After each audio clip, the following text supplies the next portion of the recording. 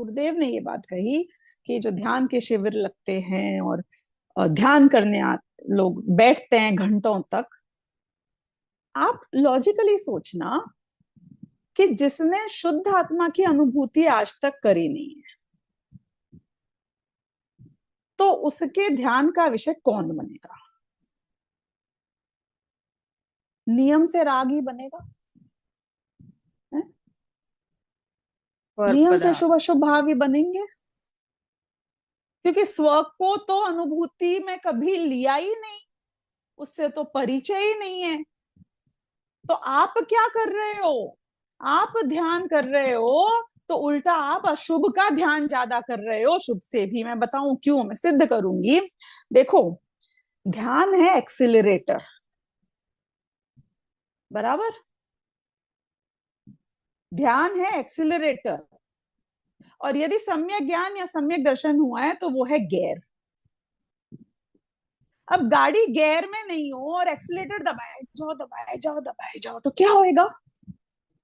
फूक जाओगे, गाड़ी आगे नहीं बढ़ेगी।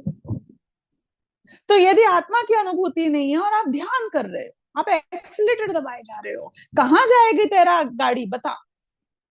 फूक जाएगा, तेरा विश्वास उठ जाएगा।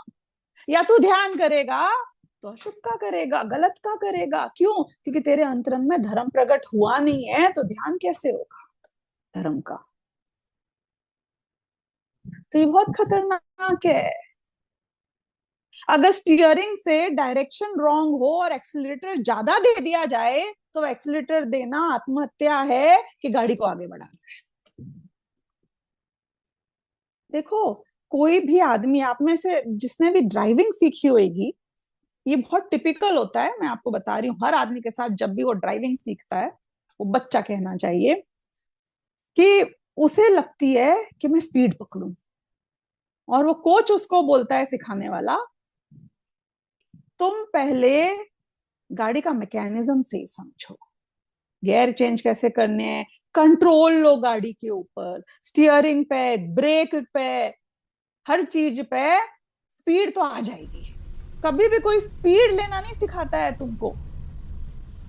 और स्पीड लेने जाओगे तो बोलते हैं नहीं, इनफैक्ट वो तो गाड़ी भी ऐसी रखते हैं सिखाने वाली जो एक लेवल से ऊपर स्पीड पकड़ ही नहीं सकती है।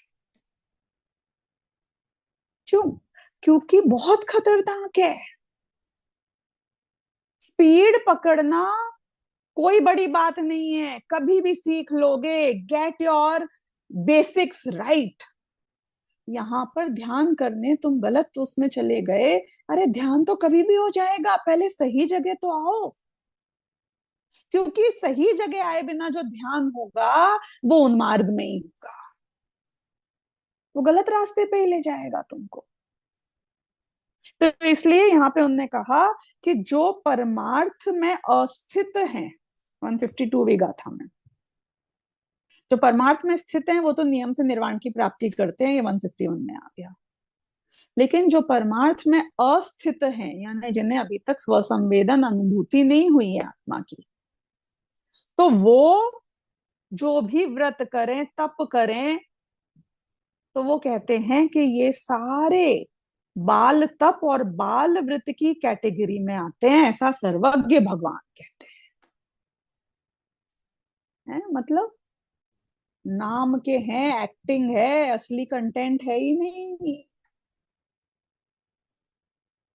एक बच्चे को हम एक ओपेरा शो देखने ले गए। अब वो ओपेरा शो देखने के काल में वो हर बार बोले, अभी हंसना है क्या, अभी ताली बजानी है क्या, अभी क्या करना है? तो वो बच्चा कोशिश क्या करता है, लोग हंसते हैं तो हाँ हाँ हाँ हंसने लग जाता है, लोग ताली बजाते हैं ताली बजाने लग जाता है। बहुत एंजॉय कर रहा है ना उस शो को, पूरा उसने वसूल लिया हमारे शो का, तो फायदा उठा लिया है। क्या किया तुमने बेटा?